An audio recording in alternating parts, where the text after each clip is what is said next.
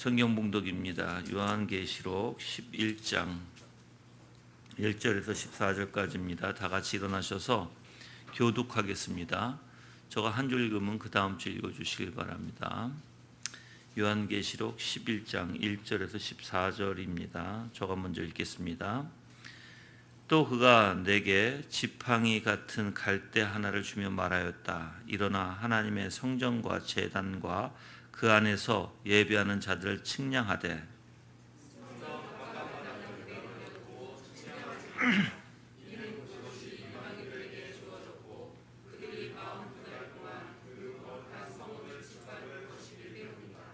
내가 나의 두 증인에게 권세를 주겠으며 그들은 굵은 베옷을 입고 1260일 동안 예언할 것이다.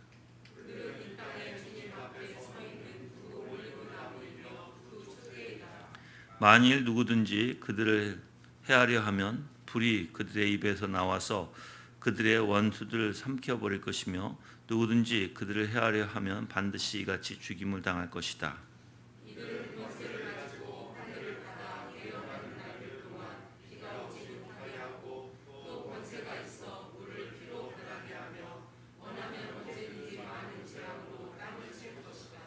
그들이 그들의 증언을 마칠 때 무적갱에서 올라오는 짐승이 그들과 싸워 이기고 그들을 죽일 것이다.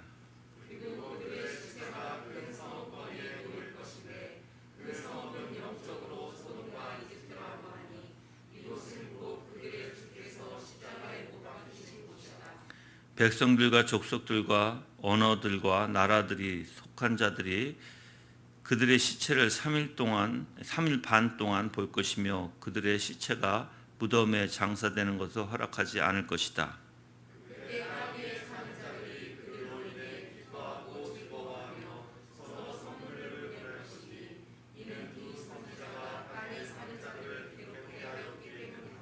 삼 일 반 후에 생명의 영이 하나님께로부터 그들 속에 들어가자 그들이 자기의 발로 일어섰으며 그들을 지켜 보는 자들에게 큰 두려움이 임하였다.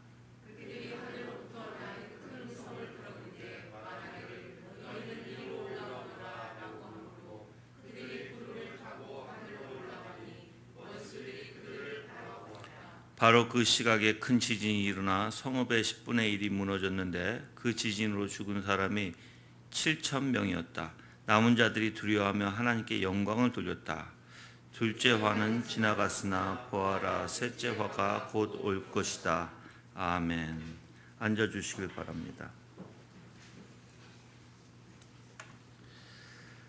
오늘 말씀 제목이 참된 교회가 전하는 말씀 선포의 원리라는 주제를 정해서 여러분들한테 말씀을 드리고자 하는데, 사실 이뿐만 아니라 이 참된 교회를 지키시는 하나님이라는 주제일 수도 있어요. 그러니까는 내가 하나님에게 초점을 두고 설교를 하게 되면 우리를 지키시는, 끝까지 지키시고 하나님의 모든 주권으로 하나님께서 모든 것을 행하신다는 것을 오늘 여러분이 좀 보게 될 것이에요.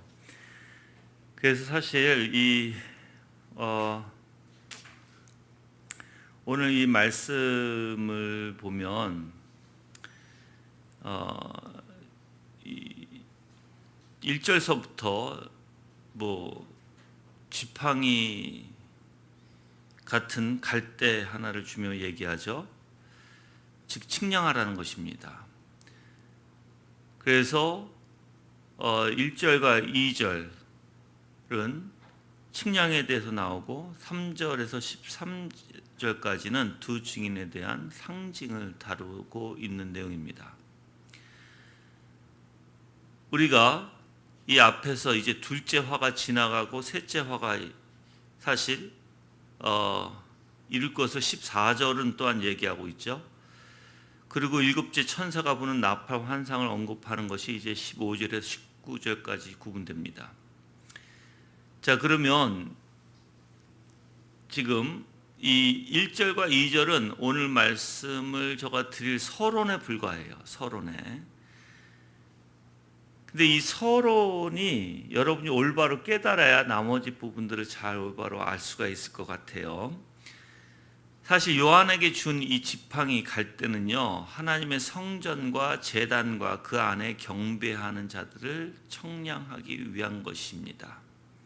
그래서 1절을 읽어보면 또 그가 내게 지팡이 같은 갈대 하나를 주며 말하였다. 일어나 하나님의 성전과 제단과 그 안에서 예배하는 자들을 측량하되라고 얘기했죠. 사실 구약에서 측량하다라는 이 단어의 원리를 보면 주로 처벌받을 사람을 조사해서 유죄 판결을 내리는 것과 관련된 단어예요. 지금 오늘 이 요한계시록 11장 1절에서 내용 자체는 하나님의 성전과 제단과 그 안에 경배하는 자들을 보존하기 위해서 측량하라는 것입니다. 자, 그럼 하나님의 성전은 분명히 누구에게 속해 있죠? 하나님께 속해 있는 것입니다. 또한 이 성전의 원형을 가만히 보면 성전 건물의 그 뜻과 달리요, 성전 건물 안에 제사장만이 출입할 수 있는 성소를 가리키는 단어예요. 그래서 지금 어떻게 보면 성전 안에 있는, 쉽게 얘기하면 여러분들이 성전 안에 있는 사람들과 성전 바깥 뜰에 있는 사람들을 이제 구별하는 거예요. 그래서 성전 안에 있는 사람들을 측량하고 반대로 성전 바깥에 뜰에 있는 사람들은 측량하지 말라 하는 거예요. 그래서 2절에 볼게요. 성전 바깥 마당은 내버려 두고 측량하지 마라 이렇게 되죠. 이는 그들이 이방인들에게 주어졌고 그들이 42달 동안 그 거룩한 성읍을 짓밟을 것이기 때문이다 라고 얘기합니다. 여러분들, 하나님의 성전은요, 그래서 이 성전, 즉 바깥 뜰에 있는 거 말고요, 하나님의 성전은요, 하나님의 백성인 교회를 뜻합니다. 그래서 여러분들이 잘 아셔야 돼요. 지금 성전 안에 있는 것은 누굴 뜻한다고요? 하나님의 백성인 교회를 뜻하고요. 두 증인이 나오죠? 그것도 교회를 뜻해요.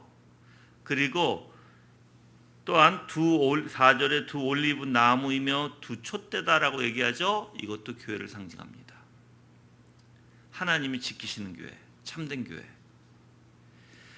그래서 분명히 이 성전 안에서 경배하는 자들, 즉 교회로서 하나님을 예배하는 성도들을 가리키고 하나님의 성전과 제단과 그 안에 경배하는 자들을 이제 측량하라고 명령한 것은 바로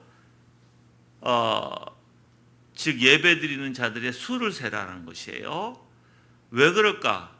하나님이 어떻게 보면 재난 가운데, 종말의 재난 가운데 그들을 반드시 하나님의 권능으로 보호해 주실 것임을 나타내는 구절이에요. 1절, 2절이 사실. 근데 누구는 그냥 두라고 얘기해요? 즉 2절의 성전 바깥 마당은 그냥 내버려 둬라라고 얘기하죠.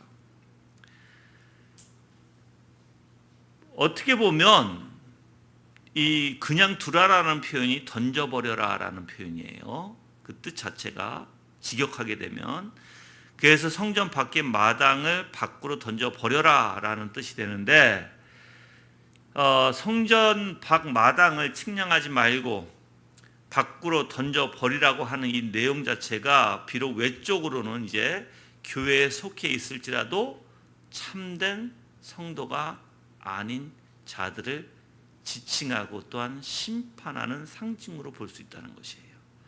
그럼 여기는 두 가지의 사람이 있는 거예요. 지금 하나는 하나님 앞에 예배드리는 하나님의 참된 신자들이 있고, 그게 이제 성전으로 표현되어 있고, 또 하나는 바깥들, 즉 그들은 혼합되어 있는, 이방인들과 혼합되어 있는 자들. 그래서 교회에 소속이 되어 있지만 참된 성도들이 아닌 자들. 근데 그들은 하나님이 내버려 두라는 거예요, 여러분들. 어떻게 보면 굉장히 무섭죠. 즉 이제 핍박이 임하는데, 핍박이 이방인들로부터 임하는데 하나님께서 하나님의 백성은 지켜주실 것이고, 오히려 그 바깥들에 있는 자들은 하나님께서 지켜주시지 않는다는 내용이거든요. 그래서 교회는 항상 이렇게 두 종류의 사람들이 있다는 것이에요. 모든 사람이 다 구원받았다 그렇지 않을 것입니다. 근데 저는 여러분들에게 이렇게 여러분들 실망시키기 위해서 또는 여러분들 좌절시키기 위해서 교회의 모든 사람이 다 구원받지 않았다라는 말의 표현을 하는 게 아니에요. 경계시키는 것입니다. 정신 똑바로 차리라는 것입니다. 근데 여러분들이 이런 마음이 또 있을 수도 있어요. 뭐 하나님이 주셔야지 뭐 내가 되지라고 생각하는 사람들. 그래서 어떠한 마음도 사실 하나님 앞에 우러나오지 못하는 그 심령이 뿐만 아니라 그냥 하나님이 택하지 않았다라는 그 사고의 원리 안에서 또 하나님이 날 버리시면 뭐 상관이 없는 듯한. 저거 어저께 통나무대학에서도 말씀을 드렸잖아요. 근데 사람들이 하나님하고 멀어지고 하나님으로부터 버려지게 되고 내가 혹시 이 바깥들에 있는 존재가 아닌가 해서 겁이 나고 두려워서 주님을 찾고 정말 내 마음에 우러나서 찾아야 됨에도 불구하고 그렇지 않은 자들 정말 두렵죠. 왜 두려울까요? 그들은 죽은 자라는 거예요. 마음이 동요가 되지 않는다는 것이에요. 죽은 자들은 여러분들 마음이 동요 안 됩니다. 근데 왜 이들은 동요가 안 될까요? 교회에 같이 있고 같은 말씀을 듣고 같이 앉아서 예배 드리는데 어떤 이들은 동요돼서 하나님 앞에 더욱더 찾는 예가 있을 것이고 어떤 이들은 아무리 얘기해도 그런가? 마음의 동요도 안 되고 그냥 하나님에 대해서 그렇게 심각성이 없는 자들? 저는요 그걸 스스로 만들었다고 봐요. 저는 누가 아니라 본인 스스로 그렇게 만들었다고 봅니다. 왜 본인 스스로 만들었냐면 자기 자신을 하나님의 말씀에 집중시키고 경계시켜서 정말 하나님 앞에 부천히 나가는 게 아니라 자기 멋대로 세상에 방종의 삶을 살고 자기의 생각에 빠져들어서 자기의 생각에 그냥 끌려가서 사는 자들. 그러다 보니까 마음이 없는 거예요, 여러분들. 그러다 보니까 하나님 정말 계셔? 어떻게 보면 끔찍하게 생각하면 하나님이 계시는 것조차 또 계셔? 그러면 뭐 어때? 보이지도 않고 느껴지지도 않고 그런 자들에게 심판이 내린다는 거예요, 여러분들. 근데 그건 굉장히 무서운 거예요. 하나님이 건드려 주시지 않는다는 것이거든요. 개입해 주시지 않는다는 것이거든요. 하나님이 개입해 주시지 않게 되면 여러분도 어떻게 될까요? 여러분이 하나님으로부터 죽은 자라면 깨어있는 자가 아니라 여러분들은 하나님의 말씀에 하나님의 어떠한 것에도 여러분들은 요동치지 않을 것이에요. 마음의 양심이 죽어 있을 거예요. 만약에 여러분 마음에 죽어 있는 자라면 굉장히 여러분들은 무서워해야 합니다. 왜? 하나님의 심판이 여러분들에게 임했다는 뜻이니까.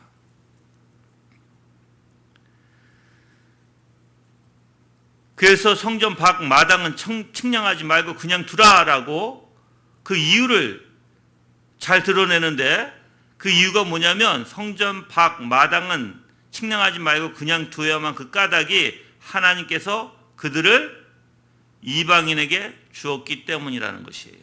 이방인에게 주었기 때문이다. 즉 교회에 속해 있으나 실상은 거짓 성도인 자들, 어떻게 보면 이방인의 그 부분적인 핍박 속에서 분명히 하나님의 주권에 종속되어 있음이 분명히 드러남에도 불구하고 그들은 숙이지 않는 자들. 그래서 성전 밖 마당, 그 교회에 속해 있으나 실상 거짓 성도들이죠. 그래서 여러분들이 이 모든 것이 지금 여러분 보세요. 누가 측량하라고 했어요? 하나님 측량했어요. 또한 2절에 보면 성전 바깥 마당은 내버려 두고 측량하지 말아라고 하나님이 명령하시죠. 거기다가 이는 그것이 이방인들에게 주어졌다고 얘기합니다. 그들이 42달 동안 그 거룩한 성읍을 짓밟을 것이기 때문이다라고 얘기해요. 모든 하나님의 작정에 이미 하나님의 결정 가운데 이루어지고 있다는 뜻이죠. 그래서 하나님께서 허락한 범위에서만 이방인들이 활동할 수 있고 허락한 범위에서만 그들이 할 수 있는 것이에요. 그 하나님이 허락하지 않으면 어떤 것도 이루어질 수가 없다는 뜻입니다. 여기서 이방인들에게 주어졌고라는 이 뜻이 사실 AD 70년 예루살렘의 함락 및 성전 파괴를 염두에 두고 있는 말씀이라고 다들 봅니다. 그래서 이 본절에서 언급된 이방인이 어떻게 보면 문맥상 예수 그리스도에 대한 불신을 전제로 해서 그리스도인을 반대하는 세력을 뜻하는 점을 감안할 때 그리스도인들에 대한 비그리스도인의 대대적 핍박에 대한 예언이라고 봅니다. 자, 거룩한 성을 몇 달 동안 42달 동안 짓밟으리라 하죠. 사실 AD 70년에 예루살렘 성전 파괴가 바로 이 42달 동안 이루어졌다고 얘기해요. 그래서 지금 여기서는 첫 번째는 가까이는 AD 70년에 발생했던 그 사건을 얘기하고 또한 이제 우리가 종말론적으로 볼 때는 대대적인 핍박이 일어난다는 것입니다. 그래서 이 거룩한 성, 즉 거룩한 성은 뭘 상징하죠? 교회를 상징합니다. 그래서 거룩한 성, 지금 이 예루살렘과 거룩한 예루살렘 성전의 회파를 상기하면서 종말에도 역시 비그리스도인들이 교회에 대해서 대대적 핍박이 있을 것이라는 점을 사실 시사한다라고 표현해요. 여러분들, 성전 밖에는요 하나님 보호하시지 않는다는 것입니다. 즉 가짜 그리스도인들, 거짓들, 참 그리스도인, 즉 성전 안에서 하나님 앞에 예배드리는 자들은 하나님이 측량해서 그들을 보호한다는 뜻이에요. 하나님은 참된 성도들을 보호하십니다. 어떻게든 보호하세요. 그리고 이끄실 것입니다. 그리고 영화 가운데 분명히 하나님께서 우리를 인도해 주실 줄 믿습니다. 근데 42달 동안 짓밟는데 이 짓밟다라는 이 뜻이 장차 비그리스도인들이 그리스도인들을 경멸하면서 마구 짓밟을 것을 드러내는 단어라고 얘기해요. 그래서 아까도 얘기했지만 AD 70년에 예루살렘 함락과 관련된 예언이고요. 그래서 이 제한된 시간이 바로 42달 동안 제한됐다는 것이에요. 여러분들 42달은 3년 반이죠. 날로는 1260일이에요. 1260일이 3년 반이고 3년 반이 42개월, 그러니까 42달이 되는 것입니다. 사실 왜 그냥 이게 중요한 이 표현인데요. 왜 그러냐면 우리가 계시록에 보면 42달은 다니엘서에서도 나오고 사실 계시록에서도 나와요. 그 핍박의 기간을 뜻하고 있다는 것입니다.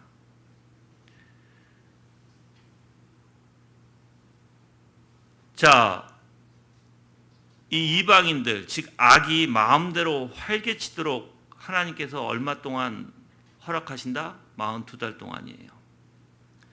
어떻게 보면 짧은 기간일 수도 있습니다. 그래서 이 42라는 숫자는 이스라엘이 시내 광야에서 진을 쳤던 날 수와 일치하고요. 그래서 이스라엘 민족이 경험한 광야에서의 시련기를 상기할 수도 있다고 얘기합니다. 이런 환난 기간은요, 다 하나님께서 주장하고 계시고 이미 하나님께서 허락하시고 하나님의 주권 안에 있다는 것이에요. 결국 이런 환난 가운데서도 하나님께서는 어떻게 하신다? 내 백성을 내가 지키시겠다라고 하는 사실 내용을 담고 있다는 것입니다. 그 3절에 보면 내가 나의 두 증인에게 권세를 주겠으며 그들은 굵은 베옷을 입고 1260일 동안 예언할 것이다 했어요. 자, 그럼 환난은 있어요. 환난은 있는데 아까 1260일이 3년 반이라고 했어요. 그게 42개월이라고 했어요. 그러면 지금 그 환난 가운데서도 하나님이 어떻게 하시겠다? 두 증인을 세우겠다. 그래서 그 두 증인을 세워서 굵은 베옷을 입고 1206일 동안, 그러니까 1206일 동안 예언하겠다라고 얘기했죠. 근데 여기서 왜 하나님께서 이들에게 굵은 베옷을 입히실까요? 그래서 여러분들이 이 굵은 베옷을 입혀서 예언하게 한다는 것이 바로 그들에게 회개를 외치게 할 것이고 그들의 양심을 찌르겠다는 뜻이에요. 그래서 어떻게 보면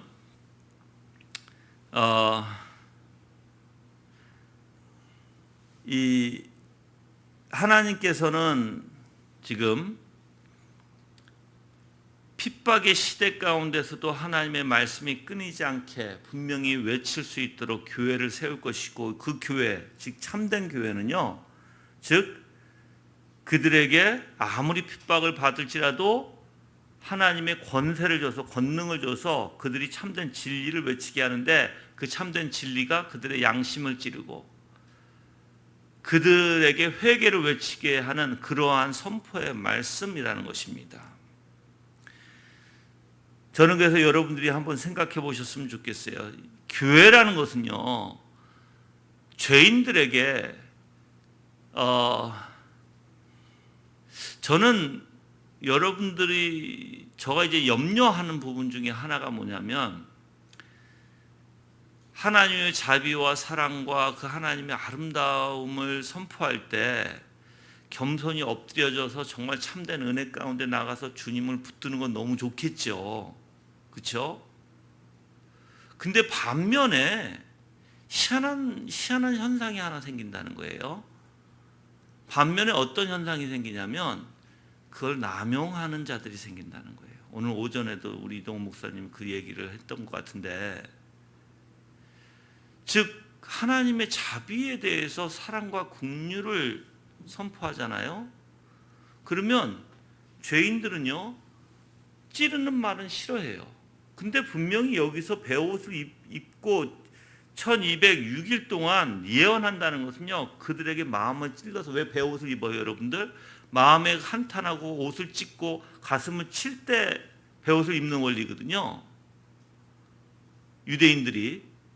그러면 그래서 여기서 주석가들이 다 얘기가 바로 이 두 증인, 즉 교회가 그 죄인들의 양심에 찌르는 말, 하나님께 회개하라고 하는 선포의 말을 분명히 전할 것인데, 이들이 이제 싫어하게 되는 거예요, 그거를. 물론 이런 반응이 있을 수 있어요. 오늘 여기서 말씀과 같이 이제 싫어해서 어떻게 해요? 말씀을 다 전했을 때, 다 증언을 마칠 때, 7절이죠? 이제 하나님께서 권세를 누구한테 옮겨줘요?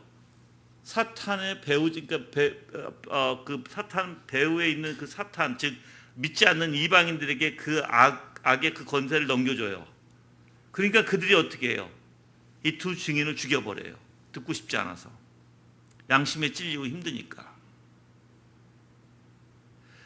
그러한 사람들이 있는가 하는 반면에 위선자들은 하나님의, 그래서 여러분들이 저는 올바로 신앙이 무엇인지 좀 알고 예수 그리스도의 긍휼과 자비하심과 사랑을 남용하지 않았으면 좋겠다라는 거예요. 왜냐하면 예수 그리스도의 긍휼과 사랑과 자비를 외치면 그만큼 올바른 사람은요, 거기에 맞춰서 무릎 꿇게 되고 사랑과 자비와 긍휼에 맞춰서 자기의 마음도 그게 변화되고 하나님을 의지하지만 자기의 비참함을 바라보고 주님 앞에 겸손히 엎드려야 돼. 그 열매가 같이 일어나야 되겠죠. 근데 그게 아니에요. 이걸 남용을 해버리면 어떻게 될까요? 그래야 하나님의 자비. 즉, 나한테 쓴소리는 듣고 싶지 않으니까 피해버려요. 피해버려서 자기한테 항상 자비, 긍휼, 은혜, 사랑만 간과해요. 이제. 쓴소리는 듣고 싶지 않으니까. 여러분들 그게 그렇게 돼서는 안 돼요. 쓴소리도 들어야 되고요.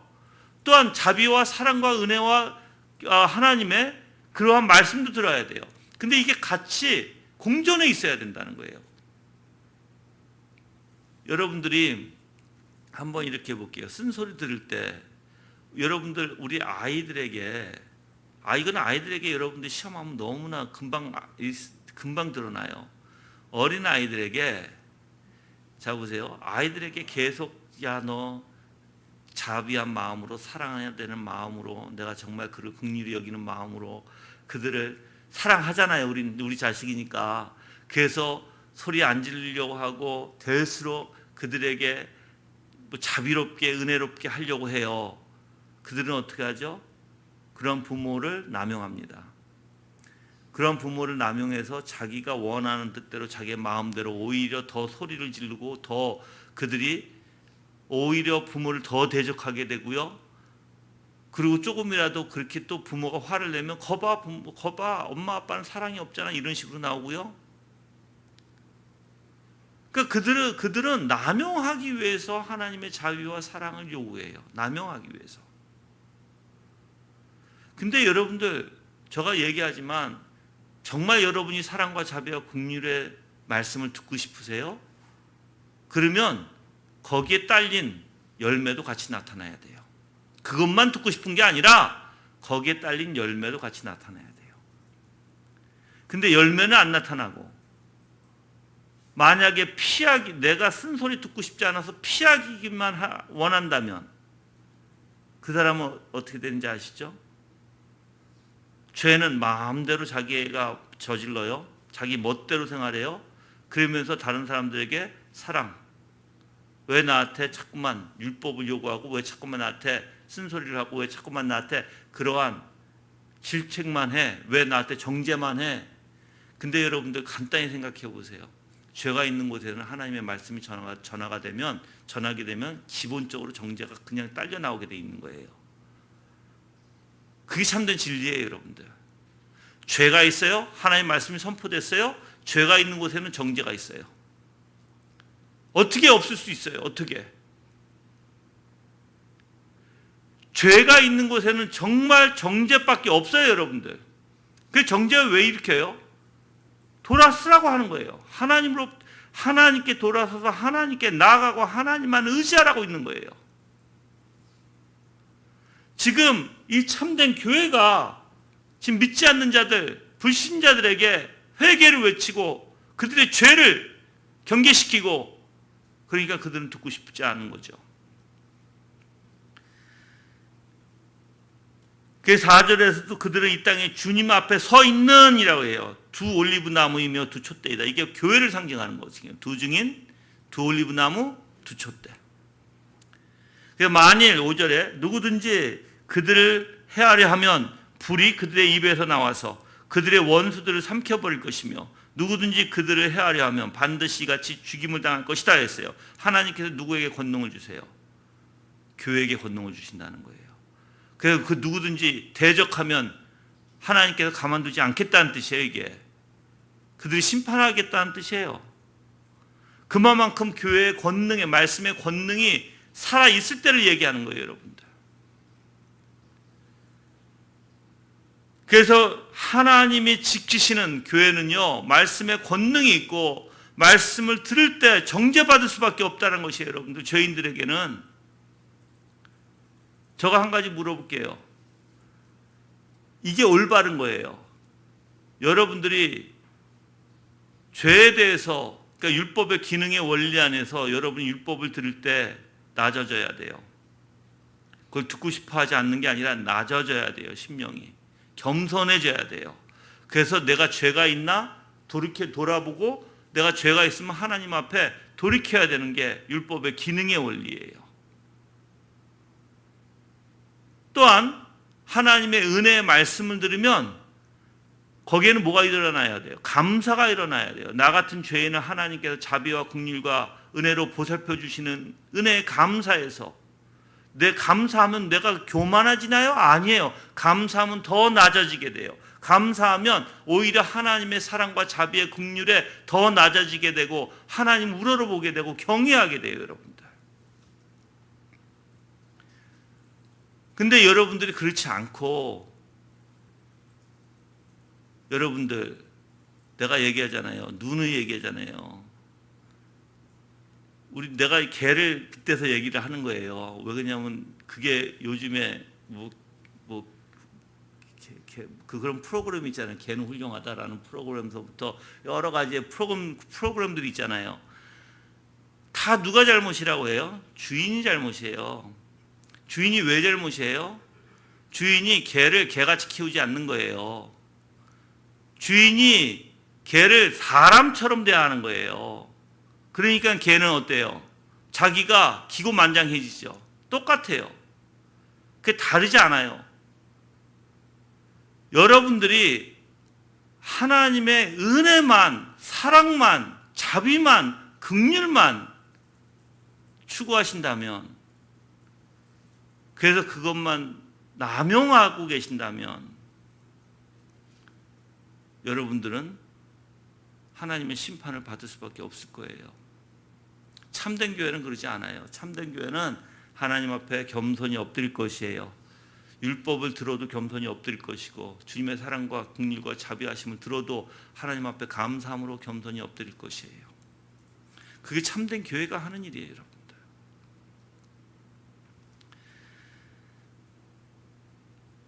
그래서 지금 5절에서는 하나님의 그 주권으로 분명히 그 누구든지 두 증인을 헤아려 하면 하나님께서 그 두 증인, 그 교회에게 하나님의 말씀을 권능을 주셔서 하나님이 분명히 그 교회를 헤아려 하는 자들을 심판하시겠다라는 거예요. 이제 6절에 보시면 그들은 권세를 가지고 하늘을 닫아 예언하는 날들 동안 비가 오지 못하게 하고, 또 권세가 있어 물을 피로 변하게 하며 원하면 언제든지 많은 재앙으로 땅을 칠 것이다 그랬어요. 이것도 하나님께서 바로 그 교회에게 권세를 주신 것입니다. 여기서 하늘을 닫아 예언하는 날 동안, 하늘 닫는 날은 누가 닫았어요? 사실 엘리야예요, 여러분들. 그리고 물을 피로 변하게 하는 모세예요, 여러분들. 그래서 이 두 사실 율법과 선지서죠, 그렇죠? 그래서 교회를 뜻합니다. 이게 교회를 뜻하는 이 표현인데, 이 교회에게 뭘 주시겠다? 하나님이 권세를 주시겠다. 그래서 언제든지 많은 재앙으로 땅을 치게 할 것이다라는 것입니다. 상징적인 표현이죠. 예. 그래서 여러분들이 첫 번째 하나님께 권세는 하늘 닫아 예언하는 동안 비가 오지 못하게 하는 권세. 또 두 번째 권세는 물을 피로 변하게 해서 변하게 하는 권세. 그래서 언제든지 많은 재앙으로 땅을 치겠다는 세 번째 권세. 이 세 가지의 권세를 하나님께 주시겠다는 거예요, 그 교회에게.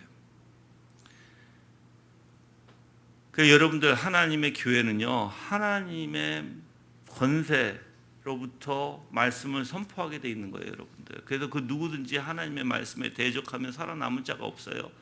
근데 많은 사람들이 대적이 뭔지 몰라요. 하나님의 말씀을 전하면 그것을 받아야 되고, 실질적으로 받아서 내 삶에 적용해서 내가 그 위대하신 하나님의 역사하심에 따라 순종하고 내가 더욱더 겸손히 엎드려야 되는 것이죠. 그렇죠? 그런데 대적은 반대하는 거예요. 반대해서 그걸 받아들이질 않는 거예요.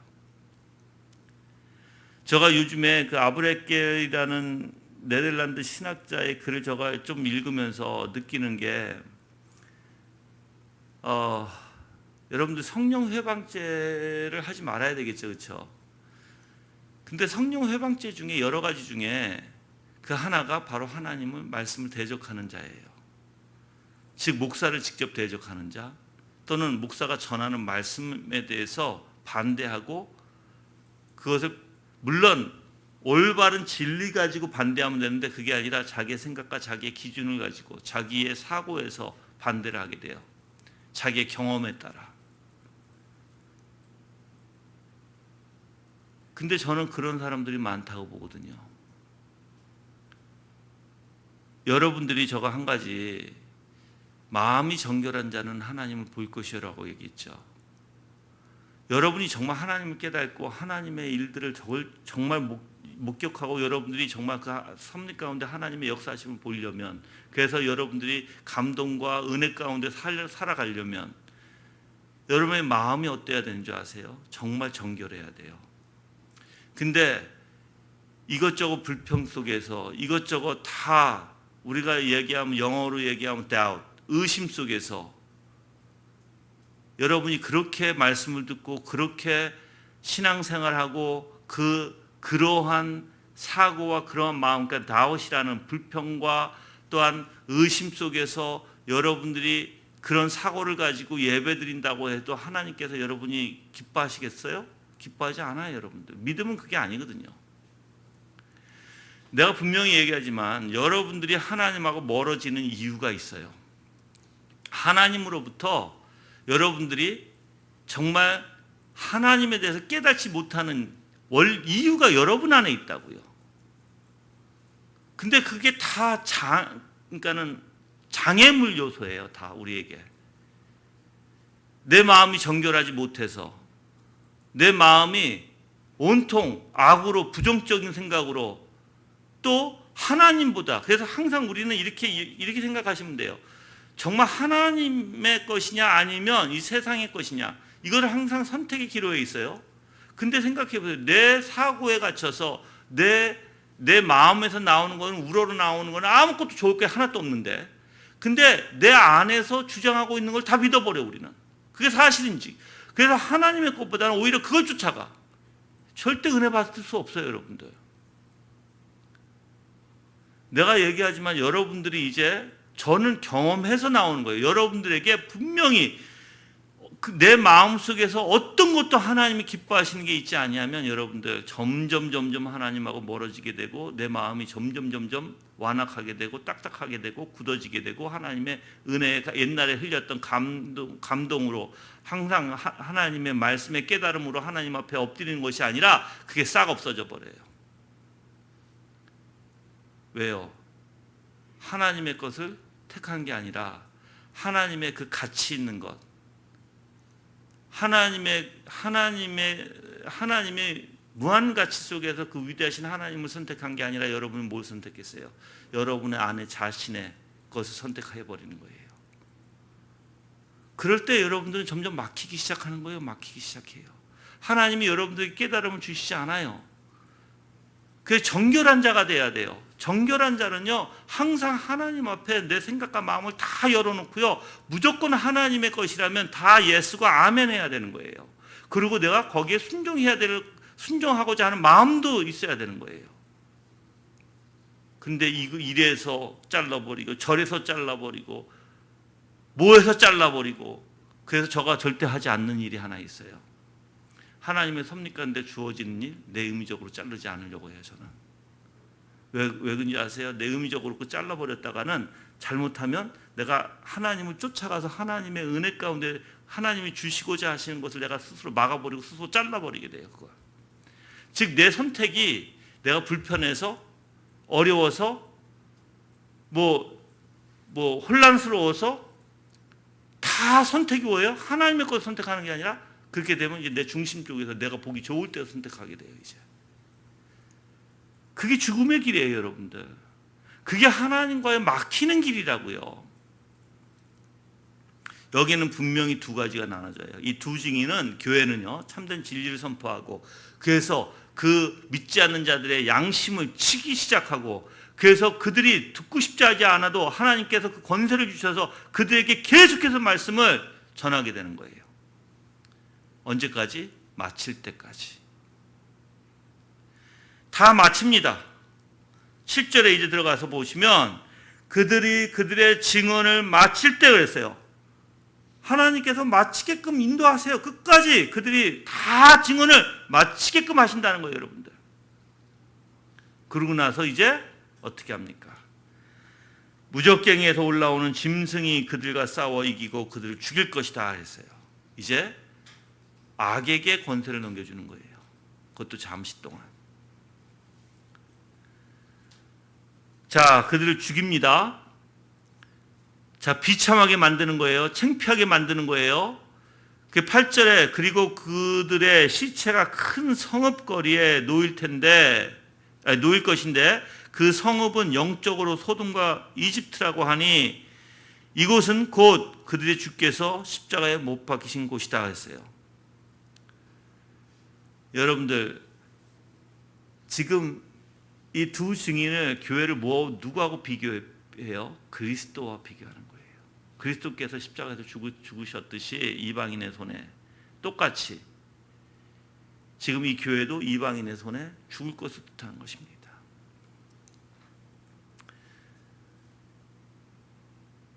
지금 여러분들 이 무적갱이는 마귀의 소굴입니다.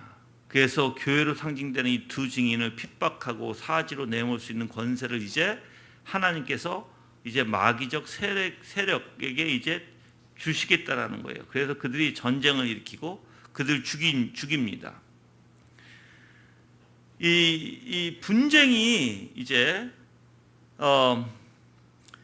그래서 우리가 7절에서 그들과 싸워 이기고라고 그랬죠. 이 전쟁이 일어나는데 싸움이 일어나는데 충돌이 일어난다는 거예요. 양대 세력이 충돌이 일어나는데 즉 이 사탄의 세력이 이제 교회를 이겨요. 그래서 순교하게 됩니다. 교회는. 그 길에 이제 시체가 널려 있다는 건 여러분들 길에 시체가 널려 있는 건 이유가 뭐예요? 바로 어떻게 보면 죽음의 그 죽음이 비참했음을 나타내는 거예요. 그리고 히브리인들의 그 관념에서는 시체가 매장되지 못하는 것은 커다란 수치로 봤습니다. 이게 왜 그래요? 서로 간의 적대감 때문에 그래요, 여러분들. 믿지 않는 자들과 참된 교회의 적대감. 그러니까 왜 이렇게 적대감이 있을까? 아까도 얘기했잖아요. 그들의 양심에 호소하는 말씀, 그 양심의 창을 교회는 그래서 그들의 마음에 창을 꽂아버리는 그런 메시지를 던지면 그들이 싫어하는 거예요. 사실 그러한 양심의 호소에서 양심이 괴로울 정도로 여러분들 전하게 되면 무릎 꿇어야 됨에도 불구하고 그들은 싫은 거예요, 그게. 저는 여러분들이 사실 하나님이 하시는 일, 뭐 말씀도 마찬가지지만 섭리 가운데 하나님이 하시는 일조차도 여러분이 함부로 마음에서 내가 내키지 않는다고, 내가 싫다고 해서 내 마음에서 이미 차단시켜 버려서 그거는 여러분들 절대로 하나님 앞에 은혜 받지 못하는 것이에요. 은혜 받는 사람은 한번 생각해 보세요. 은혜 받는 사람은 하나님 앞에 다 헌신하고 순종하고 겸손히 엎드리고 하나님의 일이라면 무조건 아멘하고 그래서 어떻게든 도우려고 하고 어떻게든 내가 힘써서 애쓰려고 하고 하는 자들이죠. 근데 은혜 받지 못한 사람들은요, 꼼수를 부려요. 또 교회에서 돈을 요구하나? 또 교회에서 뭘 하나? 또 헌신시키나? 이런 생각에 자기 혼자의 생각 속에서 여러분들 하나님이 하시는 놀라운 역사를 막아버리고 그 은혜를 받지를 못해요. 갈 수가 없어요. 이거는 이미 막혀버린 거예요. 그래서 여러분들이 정말 조심해야 된다는 것이에요. 정말 조심하는 것은 여러분들이 그러한 장애물을 자꾸만 하나님과 여러분 사이에 두지 마세요. 그냥 주님이 하라 하시면 네 아멘하고 하시면 되고요. 하나님이 가지 말라 하시면 네 아멘하고 안 가면 되고요. 그런 신앙을 가지셔야 돼요. 그게 그냥 성경에 있는 이유가 아니에요. 다 그렇게 써져 있는 이유가 다 이유가 있으니까 써져 있는 거잖아요.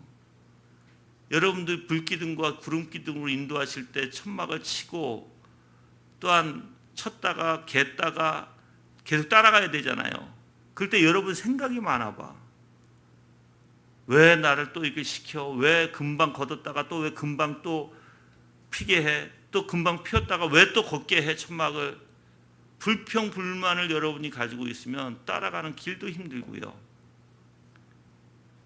그냥 하나님이 하라면 그냥 내 아멘하고 하면은, 그러니까 나는 맹목적인 아멘이 아니에요. 감사와 은혜 가운데 여러분이 하나님께서 당연히 오르시고 하나님께서 당연히 마땅히 모든 경배를 받으시기 합당하신 하나님이시니까 내가 아멘하고 쫓아가는 거거든요.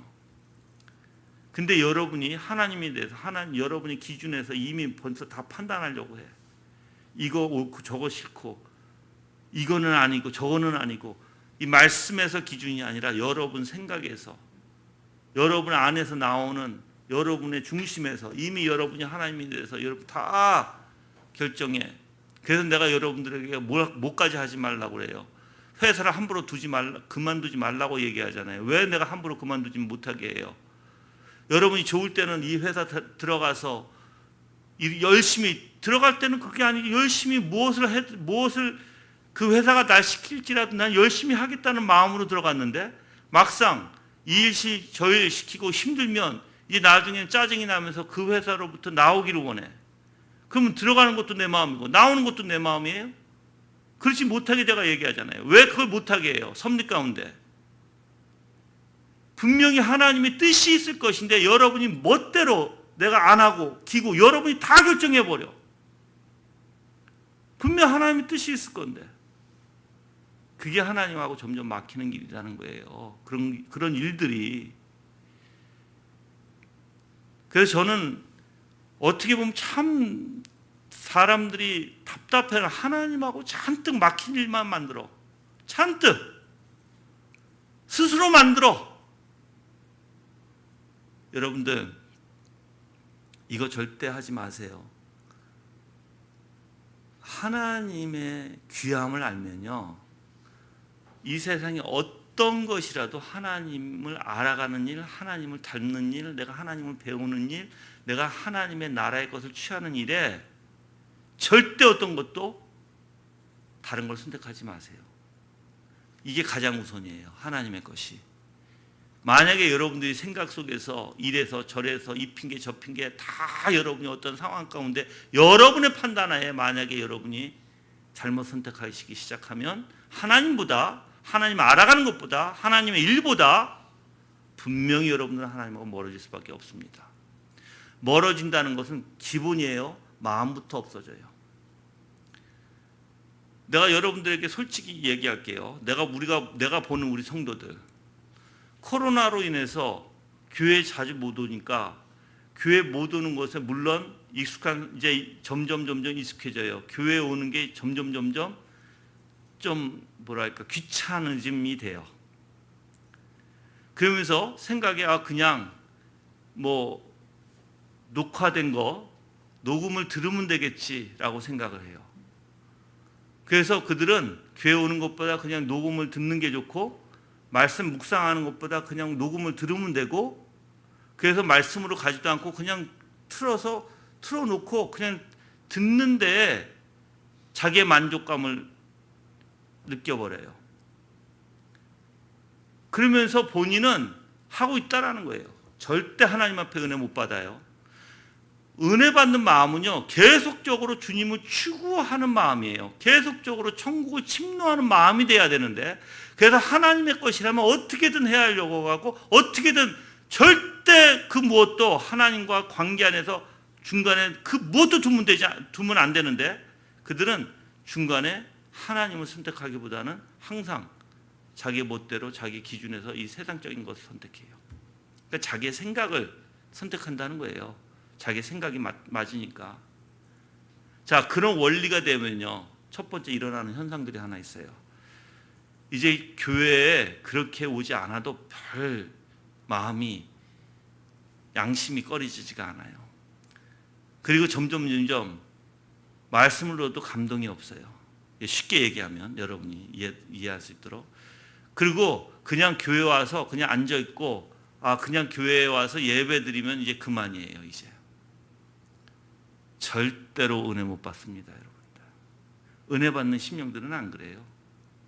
은혜 받는 심령들은요, 주님을 추구하게 돼 있어요. 교회 가고 싶어 하게 돼 있고요, 순종하기를 원하고요, 하나님의 말씀을 보지 않으면 안 되고요, 기도하지 않으면 안 되고요. 그래서 주님 앞에 자꾸만 나가려고 하는 습성이 있어요, 우리 안에. 그게 은혜 받는 심령들이에요. 근데 점점 멀어져가. 이 핑계 저 핑계 다 되면서, 여러분들 공부하지 않는 아이에게 너 공부하라 하면 이 핑계 저 핑계 되죠. 그 아이들에게 이 핑계 저 핑계 다 허락하면 그 아이가 공부를 해요, 안 해요? 안 해요. 우리도 마찬가지예요. 우리는 공부하고 싶지 않은 아이들과 똑같아요. 죄인이에요. 죄인은 하나님의 말씀을 추구하지 않아요. 공부하고 싶지 않은 마음, 공부에 대해서는 아예 담싼 아이들, 그런 아이들이 이 핑계 저 핑계 되면서 계속 공부를 안 하는데 그걸 계속 허용해 주면 어떻게 될까요? 그 아이들은 절대 공부하지 않아요. 똑같아요, 여러분들. 우리의 죄성은요, 그냥 두는 게 아니에요. 절대로 그냥 두는 게 아니에요. 우리의 죄성은 내가 얘기했잖아요. 곱비 풀린 망아지는 어떻게 자기 멋대로 날뛰죠. 그 곱비를 잡아 당겨서 딱 잡아서 절대 움직이지 못하게 해야 되는 게 바로 이 죄성이라는 거예요, 여러분들. 근데 과연 여러분이 그렇게 하고 있는지.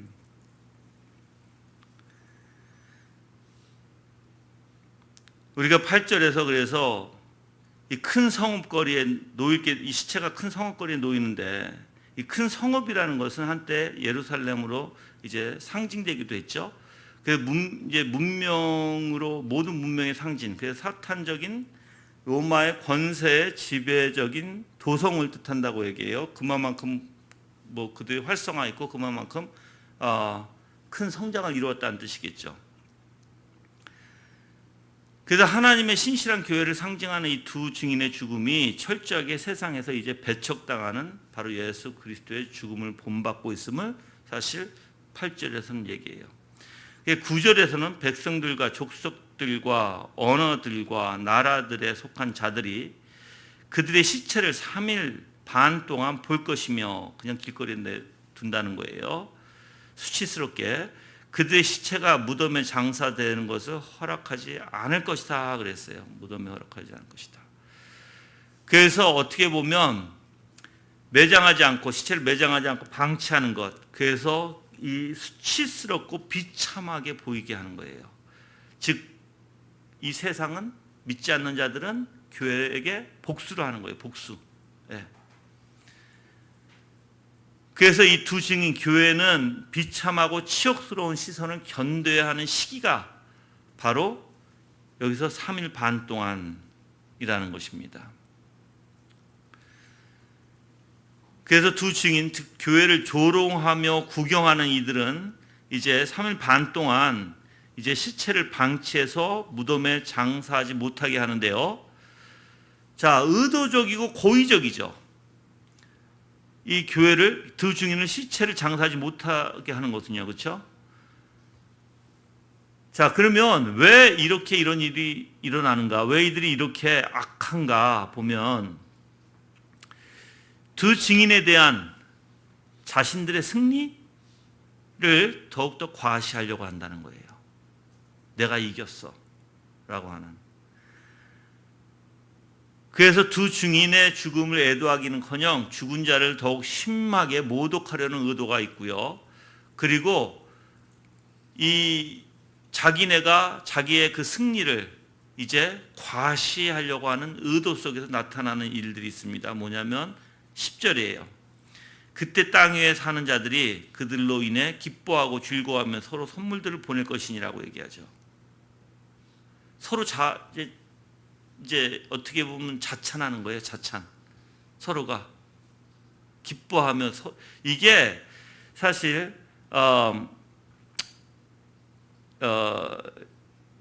사실 요 내용이 서로 기뻐하고 서로 이제 선물을 주고받고 했던 요 증언이 불임절의 기원을 두고 있다고 얘기해요. 불임절의 기원. 근데 지금 그 끝에 이제 뭐라고 되냐면 이는 두 선지자가 땅에 사는 자들을 괴롭게 하였기 때문이다라고 얘기하죠. 아까도 말씀드렸듯이 여러분들, 즉 교회는 어떻게 했어요? 그 사람들에게 양심에 찌르는 설교를 했어요. 그들의 회개를 촉구하는 외침을, 메시지를 전했어요. 그들의 양심에 찔려서 괴로움을 당했어요. 거기에 대한 보복이에요, 여러분들. 그러니까 이 세상 사람들은 그래요. 여러분들은 못 느끼셔 봤을 건데 저는 우리 교회는 이거 많이 느껴요. 여러분들이 가장 화가 나는 게 뭔지 아세요? 사람들이 자기를 무시했다라는 거예요. 자기 자신을 무시하고 자기 자신을 창피를 주고 그 사람들이 견디지를 못해요. 그런데 회개하라고 그게 죄라고 외치는 것을 그들은 그의 어떻게 보면 모욕으로 여겨요. 그래서 그들은 그것을 이 사람이 그들을 위해서 하는 말이라고 생각하지 않고요. 오히려 그렇게 날 수치감을 줘? 나를 사람들 앞에서 그렇게 모욕감을 줘? 라고 얘기하는 거예요. 그 억울한 거예요. 그들은. 이 억울함에 쌓이면요. 답이 없어요. 근데 여러분 억울할 일이 뭐가 있어요? 세상에? 생각해 보세요. 다 하나님의 주권이고 뜻이고 하나님의 선하신 뜻이라면 그 안에서 일어나는 섭리라면 그리고 하나님의 주권이라면 뭐가 억울해요 우리가? 억울한 것 자체가 교만이지. 우리는 어떠할 존재예요? 죽어서 마땅한 존재예요. 우리는 다 지옥 가서 죽어야 돼요. 그리스도가 아니면 우리는 영몰 속에 정말 들어가서 고통 속에 살아야 돼요. 그것도 한없는 고통. 그게 우리예요. 근데 뭐가 억울해? 억울할 게 뭐가 있어? 이 세상에? 그리고 남이 나한테 수치스럽게 해줬다고? 그건 다 교만해서 나오는 거예요, 여러분들. 교만해서.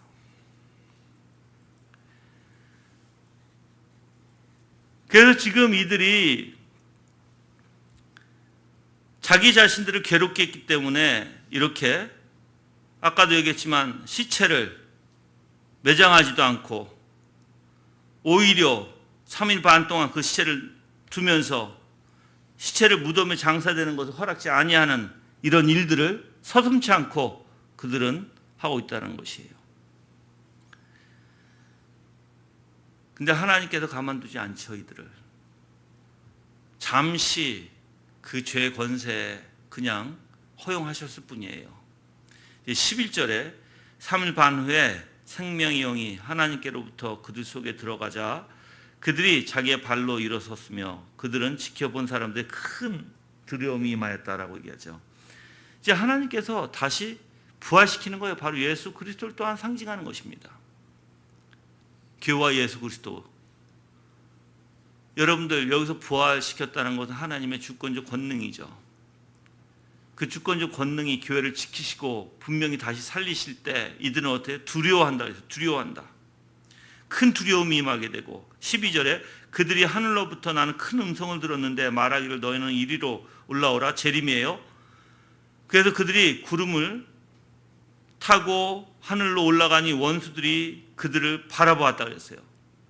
승천, 재림이 아니라 승천이죠. 승천, 이제 올라오라 하니까 승천을 하는데 보는 자들은 누구예요? 믿지 않는 자들이에요. 핍박했던 자들이에요. 보고만 있어야 하는. 그래서 이 교회는 하나님께서 분명히 우리를 어떻게 하신다? 부활시켜서 분명히 승천할 수 있도록 우리를 이끌어 가신다. 즉 구름 타고 올라가게 하신다. 그래서 이 세상으로부터 구원하시고 분명히 승리를 주신 하나님이시다. 근데 여기서 승리는 어떻게 나타나요? 자 보세요. 교회는 참된 진리를 전하죠. 그 참된 진리 때문에 핍박을 받죠.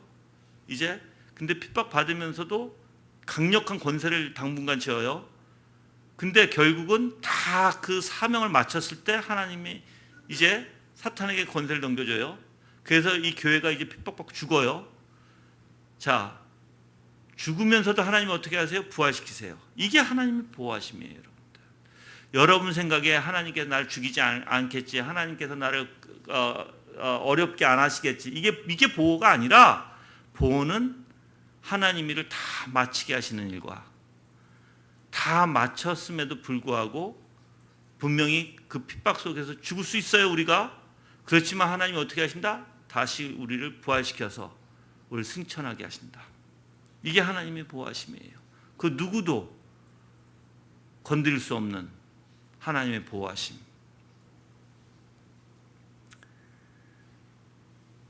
그래서 여러분들은, 이 세상의 남은 자들은 그 두 증인이 올라가는 것을, 승천하는 것을 바라볼 뿐이고, 그래서 예수 그리스도께서 사망의 권세를 이기시고 부활 승천하신 것처럼 이제 사탄에 대한 궁극적인 승리가 보장되어 있음을 분명히 보여주는 것입니다.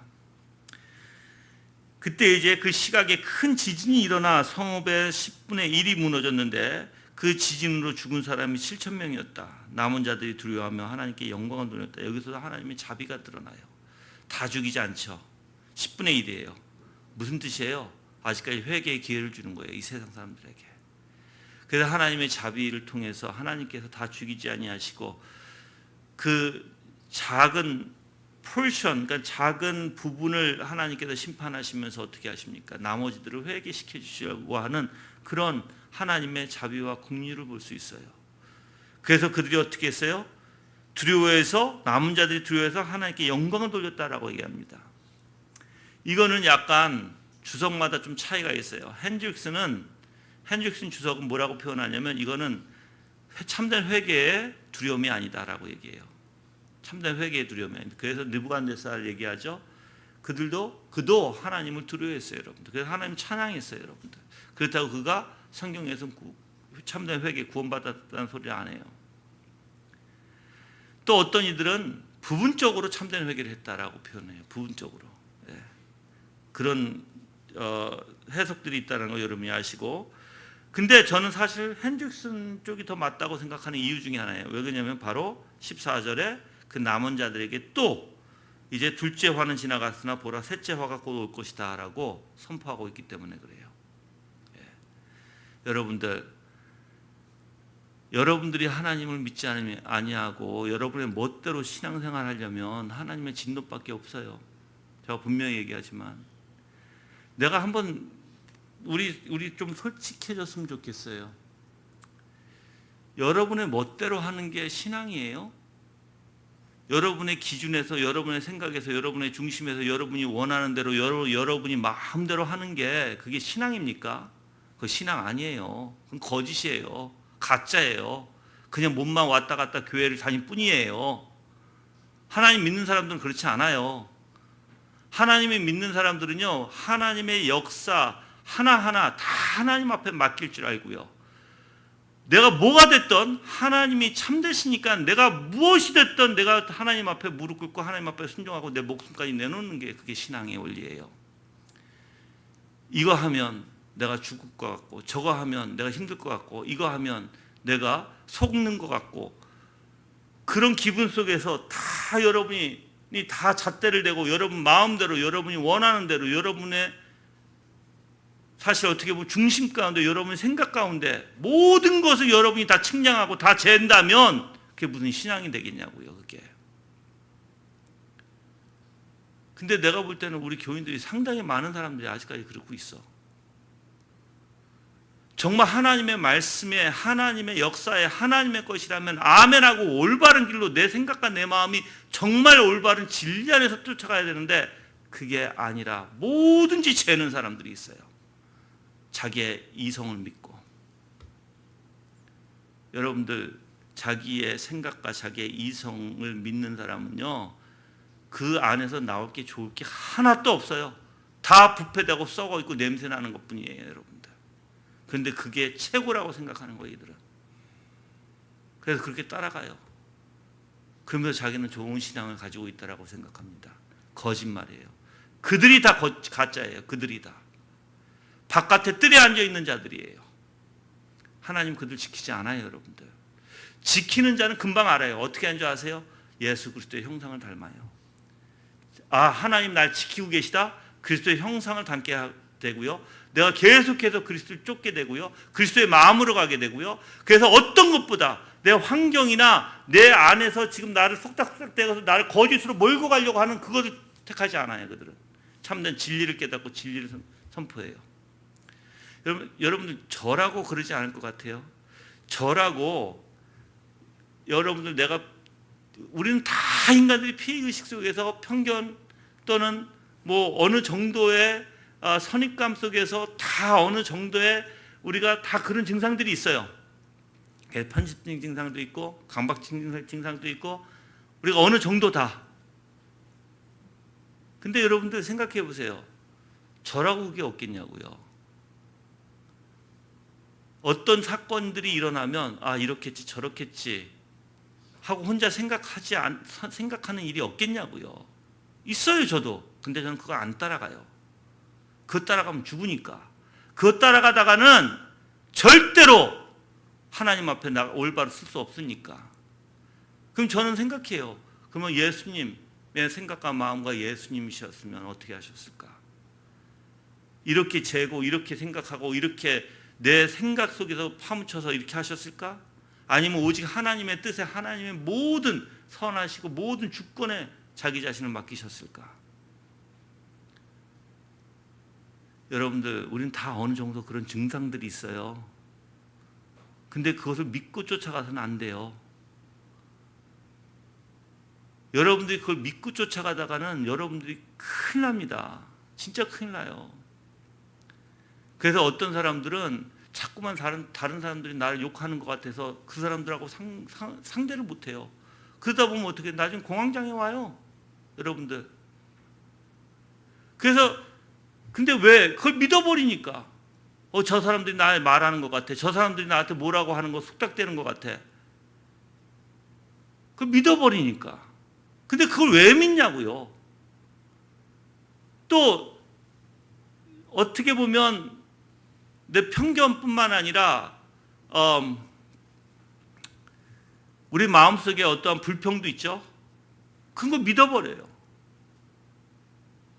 여러분들 그런 게 이미 하나님의 사람들, 성숙한 사람들은요 이미 그게 가짜라는 걸 알아요. 그래서 그쪽으로 안 쫓아가요. 그 안 쫓아가고 참된 진리가 무엇인지 그 진리만을 쫓아요. 무엇이 어떻게 됐든 간에 내 감정을 쫓지도 않아요. 내 생각을 쫓지도 않아요. 피해의식 속에서 생각하는 거, 느껴지는 거 그거 쫓아가지 않아요. 그걸 다 내려놔요. 여러분들. 참된 진리가 무엇인지 진리만 쫓아요. 그래야지 여러분들이 정말 주님의 은혜 가운데 주님을 더욱더 알게 되고 주님의 은혜를 받고 살아가는 것이지, 내가 볼 땐 여러분의 생각을 너무 믿어버려. 여러분이 생각하고 여러분이 이렇다라고 생각하는 것들을 너무 믿어요. 그게 올바른 건데, 올바르지 않은 건데도. 이제 그만 하자고요. 그만하고, 즉 여러분들이 그만하자는 거는 그만 여러분의 생각을 믿으라고요. 그만 여러분들이 주장하고 있는 걸 쫓아가지 말라고요. 여러분이 잘못하면은 오히려 이 두 증인을 죽이는 이방인이 돼요, 여러분들. 우리 따라가야 되는데, 두 증인을 따라가고 우리는 협력해야 되고 우리는 그 진리 가운데 있어야 되는데, 그게 아니라 오히려 여러분들은 그 진리를 죽여버려서 여러분이 생각하고 있는 게 오히려 맞다고 생각해요. 그래서 저는 여러분이 정말 진리를 배울 게 너무나 많다고 생각합니다. 그래서 믿음이라는 것도 다시 한번 생각해 보시고, 사랑이라는 게 무엇인지 다시 한번 생각해 보시고, 내가 소망이라는 게 무엇인지 다시 한번 생각하고, 내가 이렇게 예수 그리스도를 의지한다는 게 도대체 무엇인지 다시 한번 생각해 보는 그러한 시간들이 됐으면 좋겠습니다. 오늘 말씀을 통해서 정말 하나님은 그 교회를 지켜주시고 항상 하나님은 그 교회를 끝까지 세워주신 하나님, 그리고 이 교회는 진리의 선포 가운데 분명히 핍박을 받을 수밖에 없는, 그렇지만 그 증언을 마칠 때까지 하나님이 그들에게 그 권세를 분명히 부여해 주실 것이고, 그 증언이 다 마칠 때, 그 사역이 다 마칠 때는 하나님께서 분명히 또한 어떻게 하시던 간에 우리를 부활시키고 승천시키시는, 그 인도하시는 그 하나님의 위대하심을 여러분이 발견했으면 좋겠습니다. 여러분이 뭐가 진리인지 다시 한번 생각해 보시면서 다 같이 합심으로 기도하겠습니다. 주님의 은혜 가운데 내가 혹시 내 생각과 내 마음, 내 감정을 쫓고 있지는 않은가? 하나님의 말씀보다는 자꾸만 내 상황을 바라보고 자꾸만 내 생각을 바라보고 그게 맞는 듯이 쫓아가고 있지는 않은가? 돌이켜보시는 시간을 갖기를 원합니다. 다 같이 기도하시겠습니다.